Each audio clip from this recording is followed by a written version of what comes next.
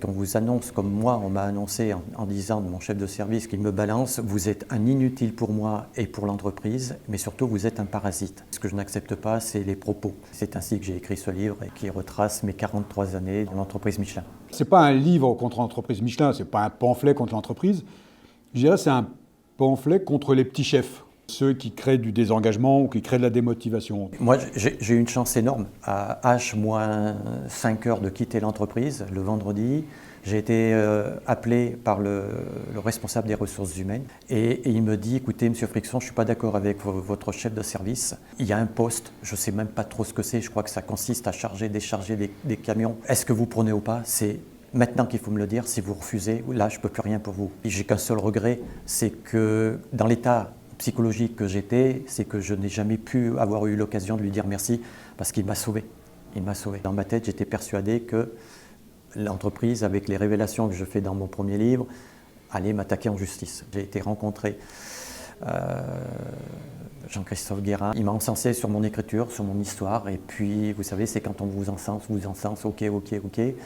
Et puis j'ai dit, j'attends ce fameux mais. Ce mais n'est jamais arrivé. Son livre, en fait, est complètement orienté sur la relation humaine entre le manager et le manager. Moi, je perçois énormément d'authenticité, de sincérité dans ses propos. Je sais que tout ce qu'on a fait dans l'entreprise pour former nos managers, et je me dis, malgré tout ce qu'on a fait, il y a encore des gens qui n'ont pas totalement compris. Et il me propose, à la suite de cette rencontre, de parler au directeur Europe et Monde, de parler de mon histoire et surtout de ma vision du management. Et là, je n'en reviens pas. Je n'en reviens pas parce que c'est un honneur et je me demande ce qui m'arrive. Et je voyais mon nom en gros à l'entrée de l'usine. Aujourd'hui, Jean-Michel Frixon va venir. Et les rencontres sont exceptionnelles, à la fois dans les ateliers parce que j'ai eu carte blanche. Je me présentais, je connais les 3-8, la production, etc. Donc je connais vos difficultés et vos joies, etc.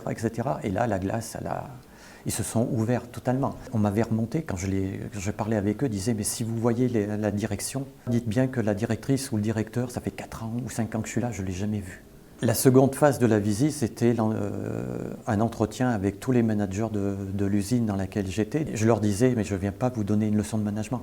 Je viens juste vous raconter mon histoire et ma perception du management. » Quand on faisait la synthèse de la journée, je leur disais, et forcément, des fois, ce n'était pas toujours agréable à entendre, parce que c'était un besoin de reconnaissance.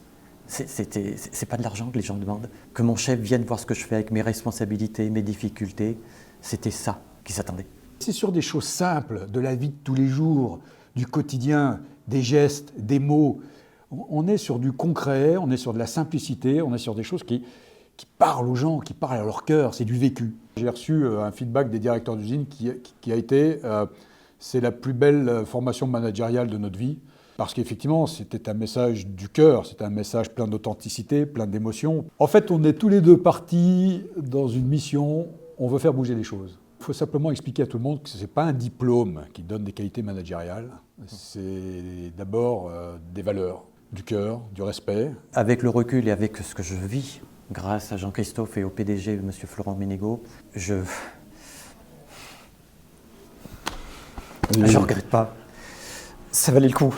Ça valait le coup, ouais.